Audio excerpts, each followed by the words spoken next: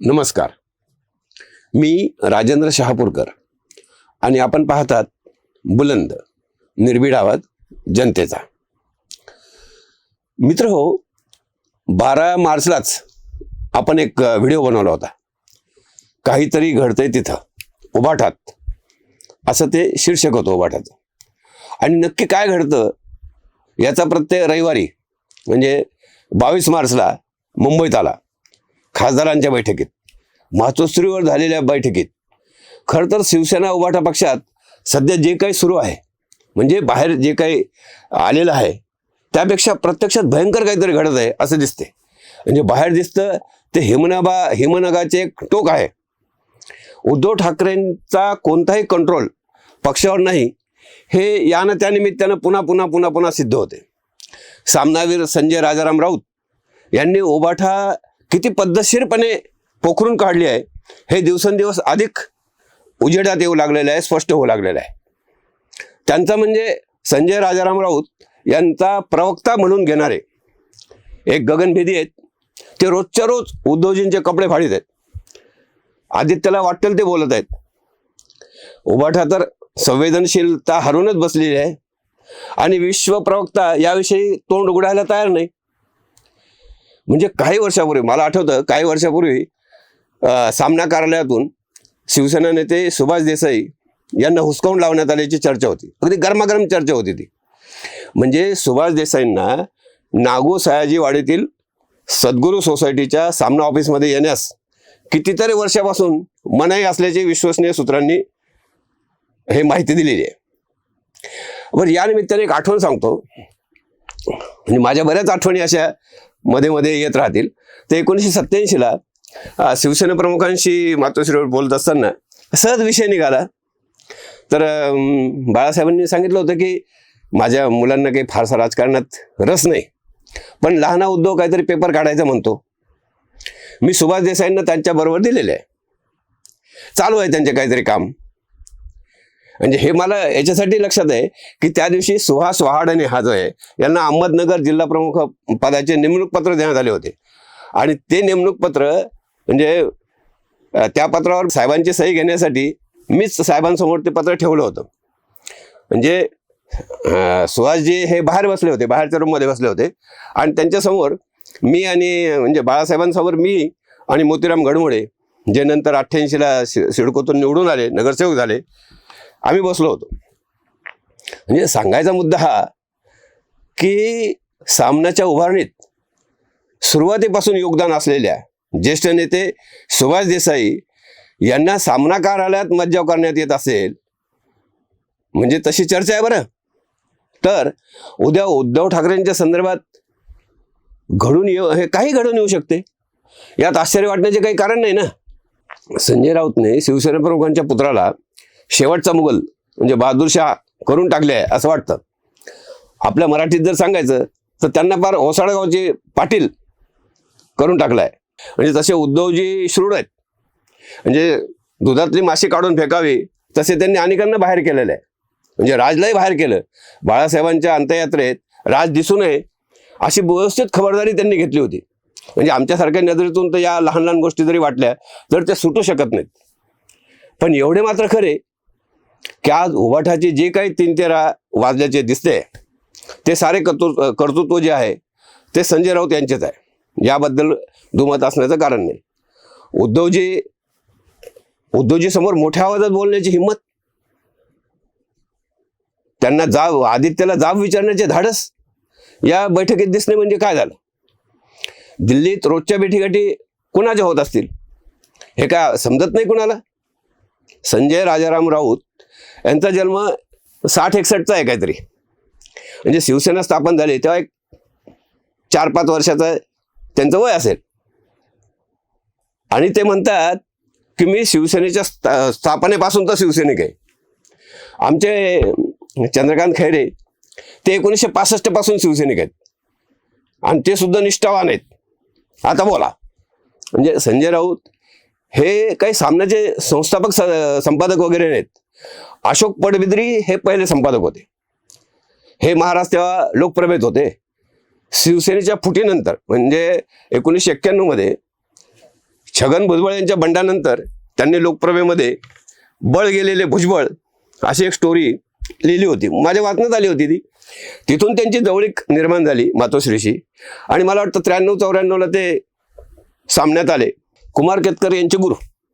आणि म्हणे जन्मापासून छे काही फेकतात. माझ्या मते तर संजय राऊत जे आहेत हे गृहस्थ, हे शिवसेनेचे मारेकरी आहेत. म्हणजे तुम्हाला त्याच्यात फार हे वाटेल, पण खरं आहे. म्हणजे सामनामध्ये ते स्थिरावले, साहेबांची त्यांनी मर्जी संपादन केली.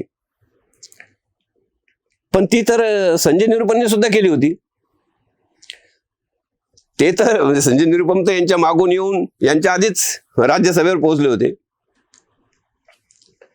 संजय राऊत यांनी सामनाचा वापर शिवसेनेचा जो नैसर्गिक मित्र आहे भाजप, याला बदनाम करण्यासाठी इतक्या खुबीने केला की बस रे बस. म्हणजे भाजपच्या विरुद्ध, भाजपच्या नेत्यांच्या विरुद्ध हळूहळू विषपेरणी करून